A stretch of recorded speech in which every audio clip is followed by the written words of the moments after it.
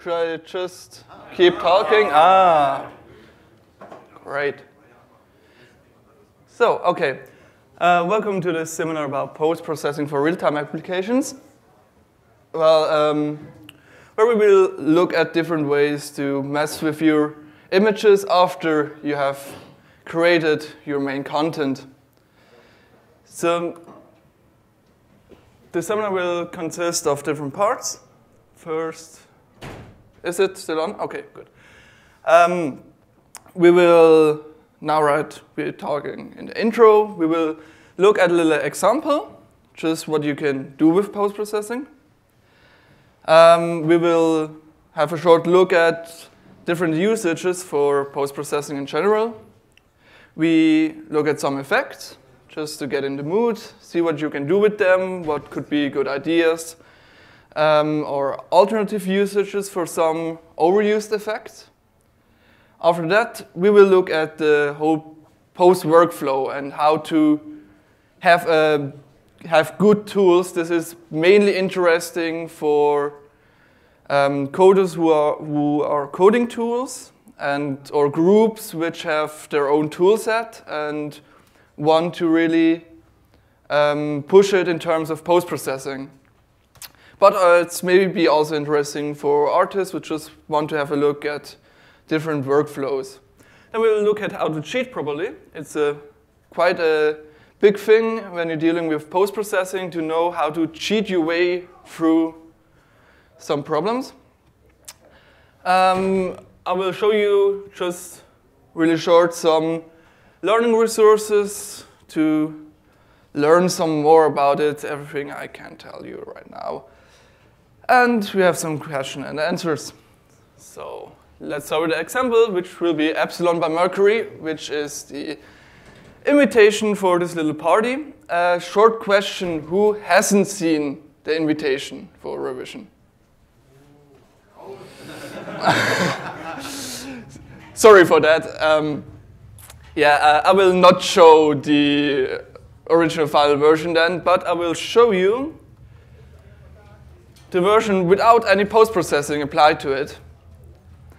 So you can see how that looked. All right.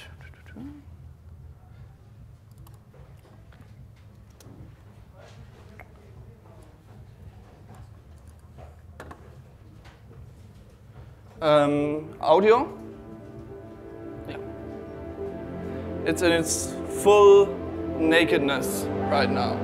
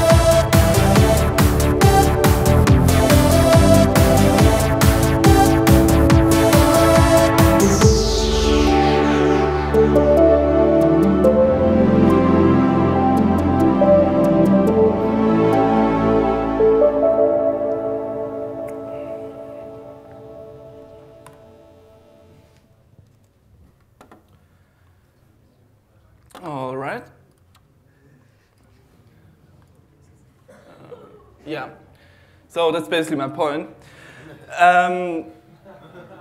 You can get a lot out of post-processing for demos, for games, for all kinds of real-time applications. By using the same effects which are commonly used in the movie industry, and of course also a lot of effects which have been used in the demo scene for decades now. There are some obvious stuff, the whole DOF bokeh stuff to blur all the background and some nice glow, and also a lot of color grading, which was quite intensively used in this production. So let me see what's up next. Yeah. What are the different uses for post-processing? Let's look at epsilon disregard. First, you can fix stuff. I don't know if you could see it, but we had quite a lot of aliasing and quite a lot of artifacts in those production, which are not really that much of a problem in the final version with all the post-processing. You can, you can fix bad aliasing by blurring stuff. You can also enhance quite a lot of stuff. Seen with the colors, having some nice color grading on it can improve the mood and overall acceptance of your production. You can also create stuff with post-processing. For examples, you can create transitions, you can create lighting effects. You can even argue that 2D overlays are post-processing and would fall under this category. One point which I think is really important, that you can guide the focus of your audience through post-processing. Short example, darken some areas, lighten some areas. You can guide the focus to those lighter areas and away from the darker ones. And also focus is kind of important because we as humans are kind of lazy. And we like it if we are guided visually through something.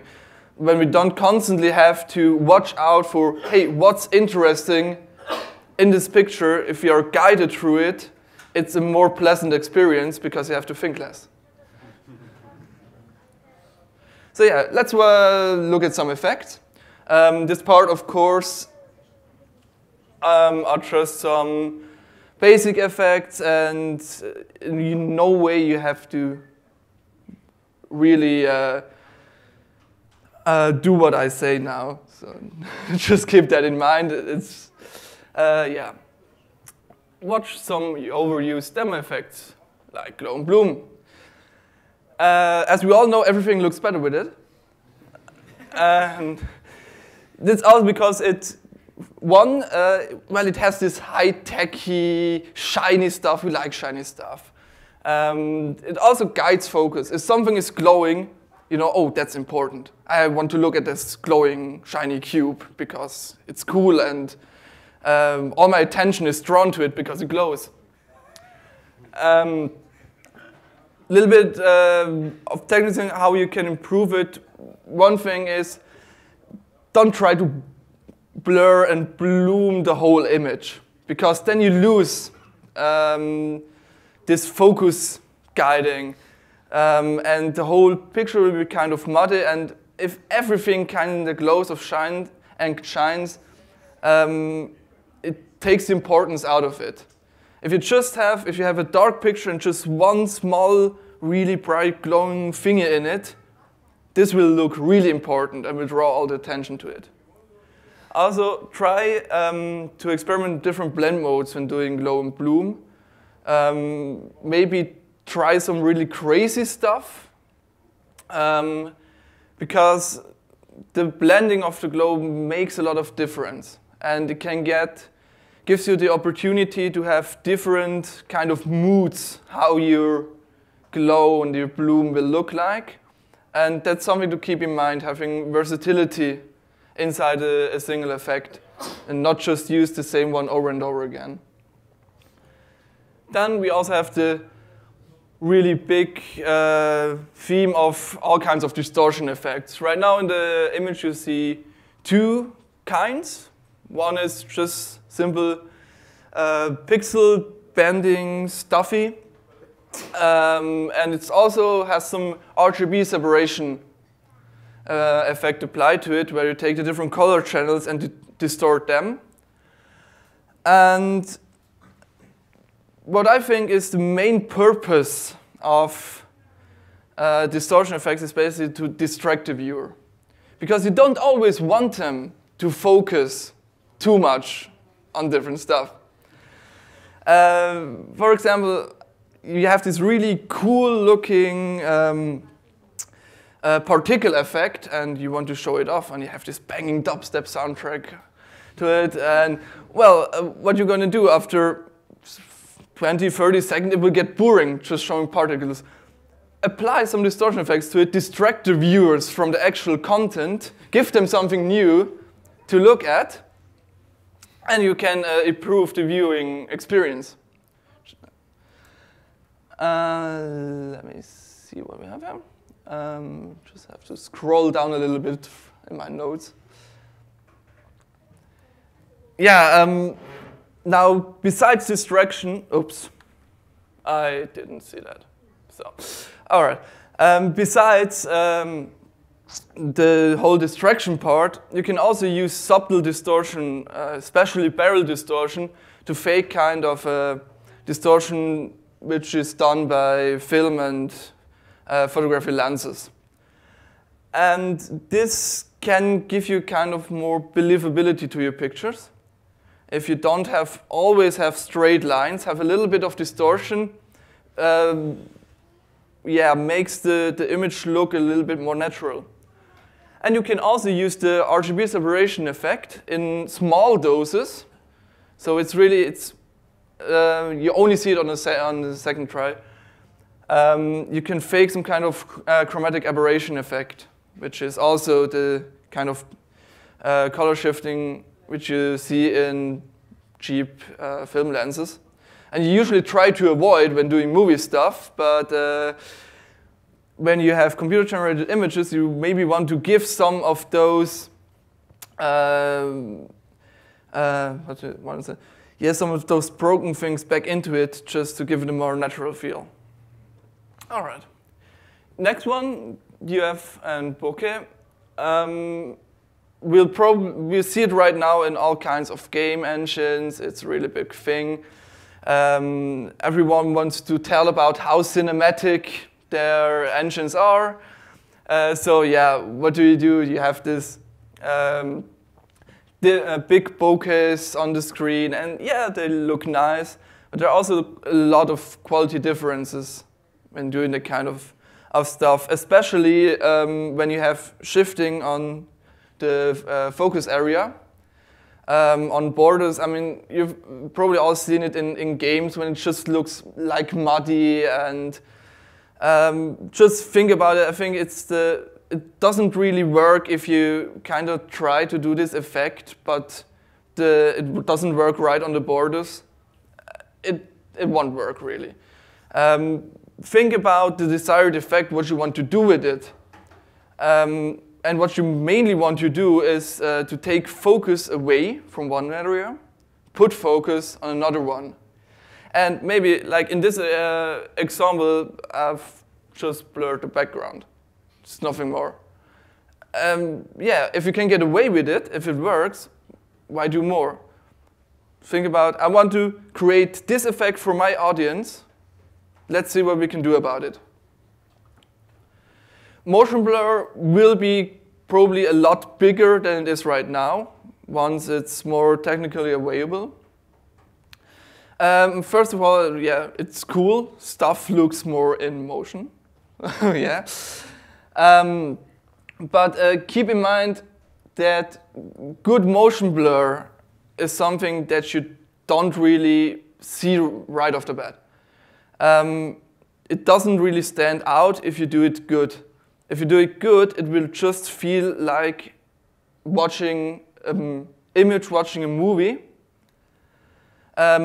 it won't feel like, oh yeah, here, it's motion blur, cool, they did motion blur.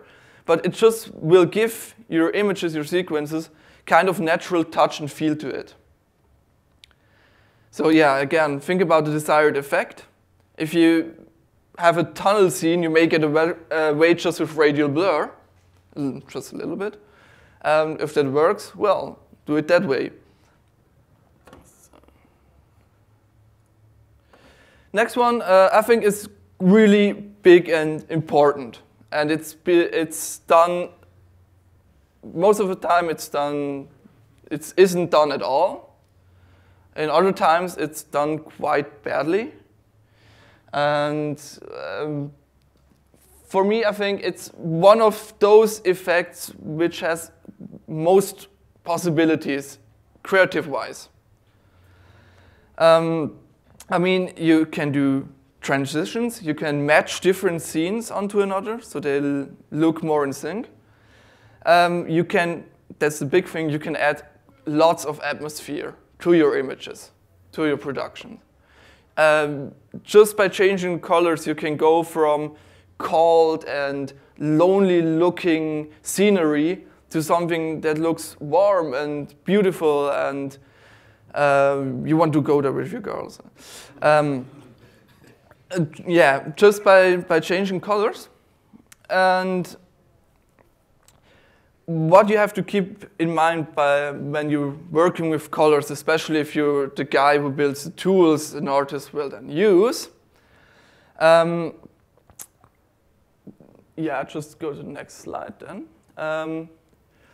Don't use simple color shifting sliders. Don't have like RGB sliders or something like that. It won't give you the desired effect. If you look at how professional color grading software works, first of all, always have separate controls for the shadow, midtones, and highlights of your images. And if you're really cool, you will name them lift, gamma, and gain. Because that's the way how in all the movie production color grading software you basically call shadow, midtones, and highlights. There's a little bit more to that, but keep that in mind. And just a little example. If I have a scene and I want to make it look colder, have some, yeah, just think about some kind of industrial demo with some robots walking around, and you want to feel it lifeless, and there are no humans around in this world.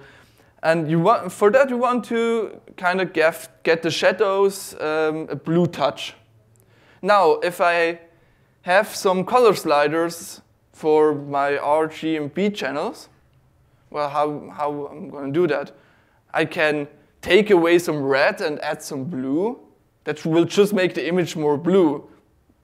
If I have good color controls, I can just go into my lift or into my shadows, change the hue to more bluish color-like, add some saturation into it, take down the lightness because I want to make the shadows more dark and even more scary. Well, it's easy if you have good controls. And color grading is maybe my main example why it's important not just to have artists which can do great post-processing stuff, but also give them good tools to work with them. It can make a whole lot of difference, not just production-wise in kind of how fast they can do a certain effect, but also what's even possible doing in post-processing. It depends on the tools which are available. Little fun fact, the Photoshop color balance slider thing, it's actually possible to change the colors, midtone, highlight separately. It's just an example. Yeah, another effect I really like is the whole noise and grain stuff. A little thing about the image. On the left, it's the image you always saw, just with noise applied to it. Right, it's just a gray image with grain on it, because grain is a really subtle effect. And you probably wouldn't see it on the picture right now, or I really didn't know what kind of beamer would be here, so just made it like this. You can use noise to fake digital video gear. If that's what you want to do. Perfect example, if you have a sequence where it should look like it's been taken with some surveillance cameras or stuff like that, and it's all greeny and you have TV lines on it, add some noise will really enhance the look of digital video gear. On the other hand, grain can give you a more organic film look. And it's always used in movie production. If you have digital imagery, if you have CGI, you add film grain to it. First of all, if you combine it with traditional film footage, you have to have some grain on it, otherwise it will stand out. But also, in digital images, you have quite a lot of hard gradients, transitions inside the image. And having some grain over it will, yeah, how can I tell this? It will kind of break up those hard transitions. It will look more pleasant to the eye.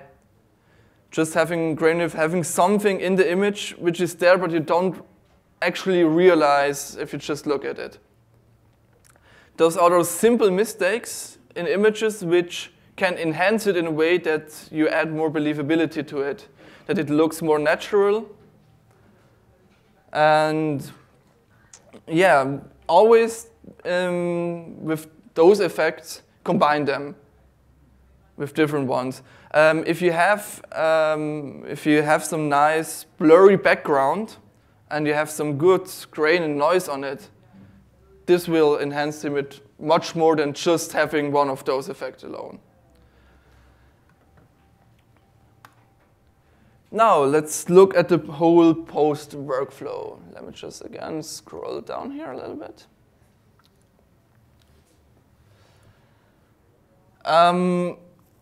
I think the most important thing to keep in mind when you're building tools or when you think about how to improve tools for post-processing, it's maybe the biggest word is flexibility in the user experience and what you can actually do with it.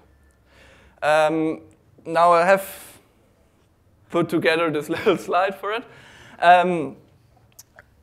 When you just have kind of like a list of effects and you say, well, here's a checkbox, I add some grain, I add some nice little bloom. Well, you can do that. The effects are there, you can use it. But if you give the artist a possibility to combine those effects in different ways, to split up an image and combine it again, you can get a lot more out of those single tools than if you just put them out there to use as single effects. If you create a whole system, a whole network, post-processing network, you can get to the point where an artist can do stuff with it you didn't think about. And that's a great thing to have. In the case of post-processing and image-based processing, you can basically make the statement that there's nothing better than a node-based system. And I can even tell you now that that's also something that Chaos said. So, yeah. It's basically just because you have, if you think in post-production terms, in image terms, you really get to the point where you think in kind of a flow, in kind of a networky way, where you have different sources or you create different sources from one single piece of imagery and then combine this all together into final output. And in this way, a node-based system just works more in the way you think about it. That's a good thing to have. Of course, if you find other ways or even better ways to add this kind of flexibility to a tool set, to a workflow, that's fantastic. What a good flexible system will also allow you to do is selective processing. What I mean by that is, in the simple kind of way, it's just having kind of mask, ellipse, or something like this, to restrict an effect to an area of the image. If you go a little bit further, you can create those masks from input imagery. And because everyone here, I think, is interested in doing stuff in real time, you can use all those render passes. You can use proxy geometry in your scene to create masks or create another render passes. And those are really, really important tools to have.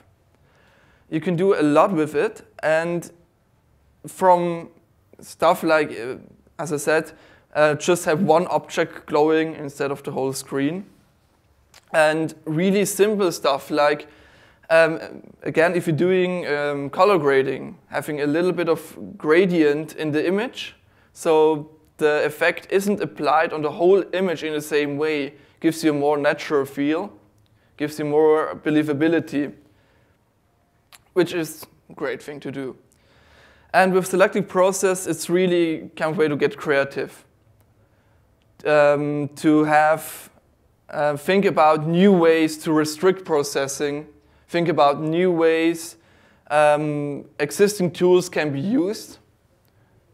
That's a great thing to have. Another one for the workflow, it's quite obvious, make every parameter animatable.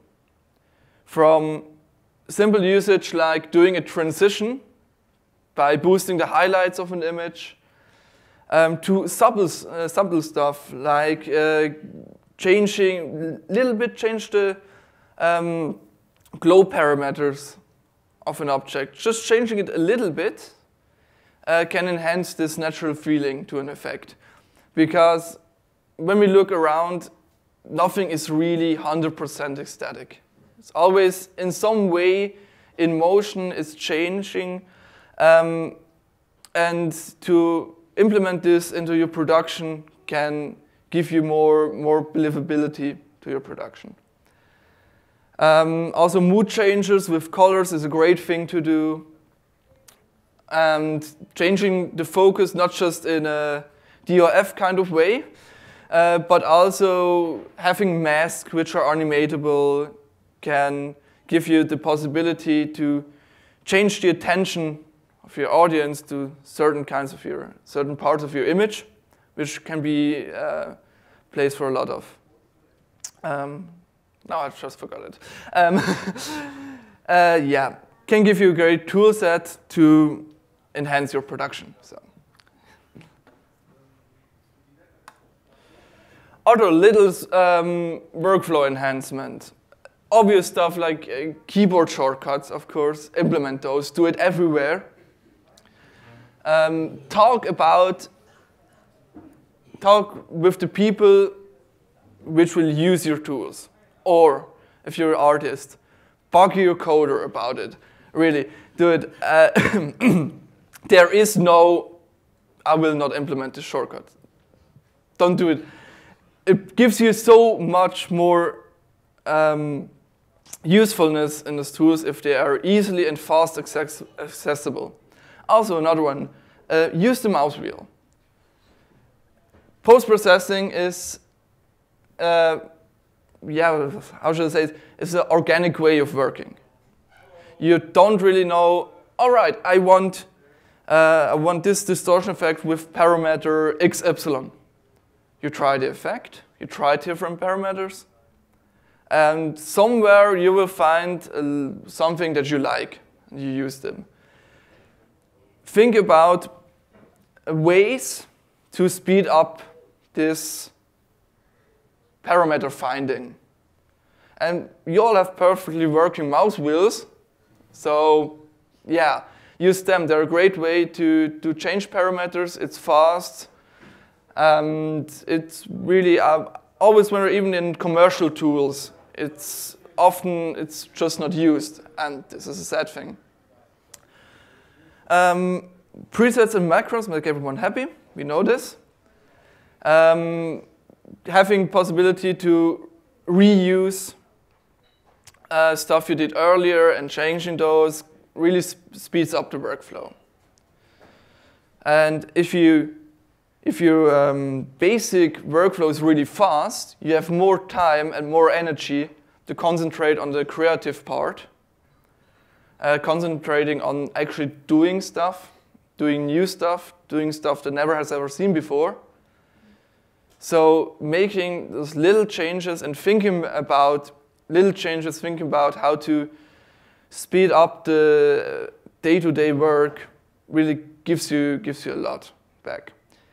Also having custom controllers is great. This can range from MIDI controllers to specialized video controllers and stuff like this. Again, because it's a kind of organic work you're doing, having controllers which you can mess around with is not only fun, but it also can give you good results faster. All right, let's look at something fun, how to cheat properly.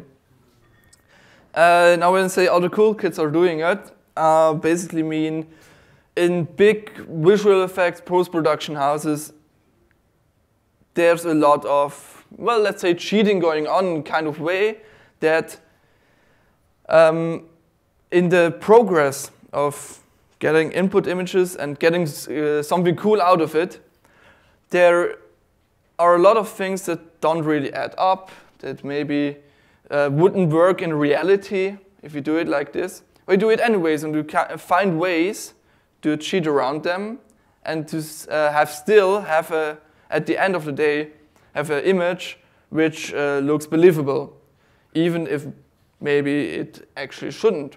But if it does, that's a great thing. And it's cheating is actually not really that difficult because your brain is stupid. I mean this in kind of way that you get tricked quite easily. Let's see one thing. Yeah, I have to stop it again. You can get away with a lot of stuff in kind of way. If some parts of the image doesn't add up, it's only a problem if someone gives a shit about it. If it's fully in shadows, if you don't look at it, it's not a problem. If you have good focus in the image, if you guide your audience through the image and it just won't recognize parts that don't add up, it's not actually that big of a problem.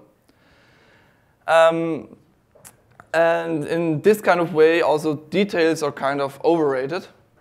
An example, even in big Hollywood productions, a lot of 3D objects are really low poly. Which you wouldn't think in the first place because, hey, everyone, this image looks so great. But well, mostly, you just add really a lot of motion blur over everything. Yeah, well, nobody notices all the poly borders anymore because it's blurred. So that's basically what I mean with your brain is stupid. You don't recognize anything. You don't recognize everything, that's what I wanted to say. And if you don't recognize something as being badly done or being done in a kind of low quality kind of way, it doesn't matter. Also, a big part is think about believability, not realism. For example, in reality, straight lines are straight. So, but if you look at the image which is taken by a lens, all lines will get kind of distorted in a little way. And now if you're doing CGI, most of the times your lines are straight. And by adding a little bit of barrel distortion to it, to fake this lens effect, you will add more believability to your images. And because our brain is so trained to see images coming from cameras, which have, of course, a lens attached to them, this looks more real to us. And of course, if you're doing a scene with 1,000 glowing cubes spinning around, you really don't have to talk about realism. Because it is an image which you can see in reality. But you can make this image believable. You can make this image in a way that it feels natural by having lighting and colors that work, by having those subtle mistakes in the image. So really, if you're doing post-processing, I want you to get away from thinking about, kind of photorealism thinking, and going just to believability. If the image is believable, if it feels good, that's perfectly fine. Even if there are a whole lot of mistakes in the image, that's fine. Because at the end of the day, what counts is that your audience will like the image and will have to say it like this, have a good connection to your production, to your images you're generating. And you can improve this connection by having a believable image. So yeah, if the audience gets the idea you want to tell them, that's good enough. Don't waste time by trying to make something too perfect. Except for if you really, really want to, because that's your thing. So, yeah. Also, in this kind of sense, blur the heck out of everything that doesn't look great. As I said before, you can fix aliasing artifacts. Why use a perfectly good anti-aliasing filter if you can just blur it? You don't want to put too much time in something which you don't need to. You can also kind of fake lens damages if you just blur the borders, which can, if you don't overdo it, can also add a little bit to believability in some kind of way. You can blur the whole image if there's just some sequence which doesn't really look nice. Sync it to the bass drum and everything's great. And also, of course, motion blur fixes or will fix everything because it's kind of every Hollywood blockbuster CGI movie would look totally crappy if it wasn't for the motion blur. So we will probably see a lot of motion blur in the future in real-time production and good motion blur. And yeah, then who cares about high poly models anymore? Because we will get blurred to death anyway. So use this. Don't see it as a problem. See it as an improvement. Also, shadows are your friends because you can hide stuff.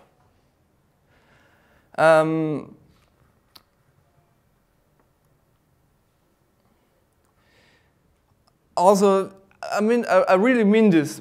If something in some kind of way doesn't look that great, just put it behind something. Again, in visual effects, in all those explosion scenes where there is a lot of debris and a lot of smoke and particle pyro effects and all this stuff, it's not just because, well, it looks cool and realistic, but because most of the time the models behind it just don't add up. There are intersections and low poly objects, but it's not something to care about if it's behind a lot of stuff. And again, you can use shadows or particle effects and stuff to distract from things that aren't that great. And it's a great tool set to have. So, yeah, use them. What time is it? Can you hear Yep. Yeah. Yeah? Can you hear me? Yes. Okay, thanks.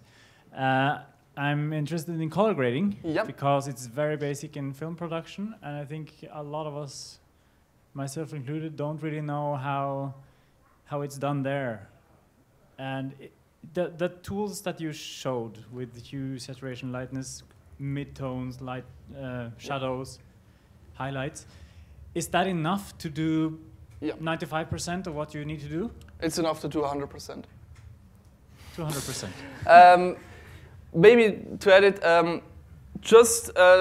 actually there are 9 parameters. It's hue, saturation, and lightness for shadow, midtones, and highlights. This combined with a good way to do selective processing is everything you ever need. Sure that 99% there's stuff like tracking, etc. in movie production, but just do a good color grading. It's those known parameters that you need. Hi, can you hear me? Okay. Maybe you can talk about that later. What we do in games for color grading is to export a screenshot without color grading into Photoshop, let the artist do his stuff in there, and use that as the difference between these images. I can talk about details if you want to later on, to import that color grading map into the engine again, and then recolor a whole real-time scene with that information. If that would be a way to do color grading for real-time? Yes, that's the way to do color grading real-time. Not real. Well, I mean. Basically, what you do in detail, you take a screenshot of your game, put in 16 by 16 by 16 volume texture as a strip on top of the image with the RGB colors, and just let the artist do whatever he wants. Re-export that 16 by 16 volume texture and do a texture lookup in your shader. Yeah, that's perfectly fine if the output is good. Of course, you can use any tools that are available to you to do something. If you talk about importing and exporting color information, you could use LUTs, which are used in movie industry, which is kind of description of colors of an image. They are used when you have different when different software tries to handle the color of an image in some way. They are used. You can grade your images in software A and then put it in software B and load those LUTs and have the same grading again in another software. But I always like creative approaches to problem solving. So, I mean, Photoshop is a good tool to do color stuff. Not my tool of choice, but for a lot of other people. So if the artist likes working in Photoshop, I mean, yeah, that would be a great approach for doing it.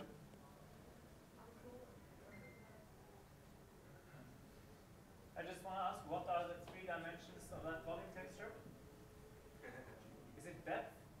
What? Sorry? RGB. You have the volume. RGB. Okay. With RGB. Okay. You have to make sure you use camera right. There is a detail there, but that works quite nicely. Okay. Artists like Photoshop or whatever.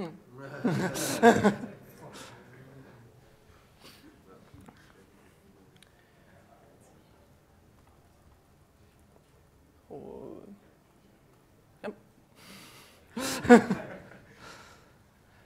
Some more? I mean. Yeah, one more. Yep. Wait for the microphone, please.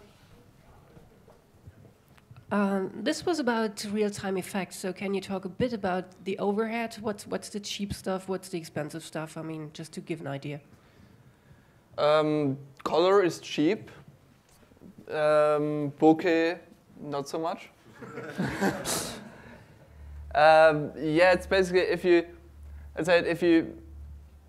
the less information you need to do an effect, the cheaper it will be.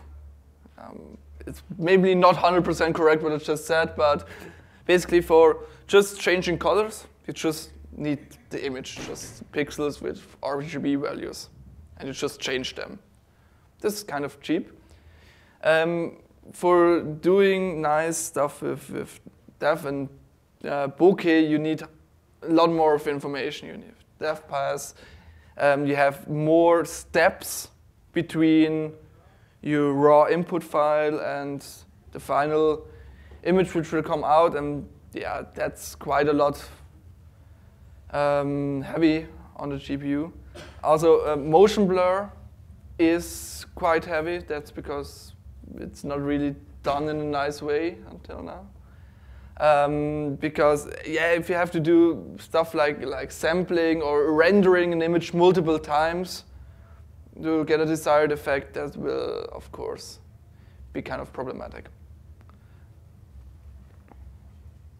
Was that your question? Or let's put it in a different way. Let's talk about something about frames maybe, per second, for example. maybe the microphone, so we have it on tape, or is it okay? Oh, yeah, frames per second, for example. Let's say your demo runs at 50 frames per second. Let's say you apply a color filter or something. How much will it go down? If you apply motion blur, how much will it go down? Just to get an idea for the value. Well, to get an idea, I would say on modern hardware, if you apply a color filter, you won't see any difference in frame rate. That's really it's a cheap little effect with great possibilities. Yeah, if you do motion blur, then maybe you get a slideshow, or if you have cool motion blur, it's can't really tell you how much in terms of FPS. There are so many different, for all those, I would say high-level effects, where you have multiple render passes and stuff like this. There are so many different approaches to it. There are different approaches on how to fake stuff and make it run faster. So I can't really put a number on it. It really depends on the solution.